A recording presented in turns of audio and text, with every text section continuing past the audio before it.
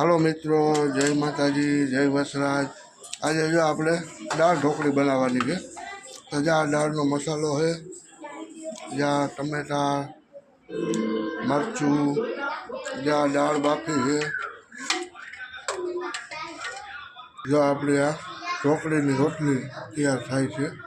જ્યાં ઢોકળી, જ્યાં લોટ બાંધ્યો, જ્યાં આપણે રાઈ, જીરું, ગરમ મસાલો, જ્યાં આપણી દાળ ચડે છે, જ્યાં આપણે ઢોકળી એડ કરી દેવાની।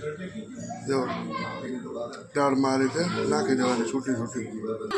જો મિત્રો, તૈયાર છે આપણી દાળ ઢોકળી। તો હાલો બધાય બપોરા કરવા। જો ગલાય જો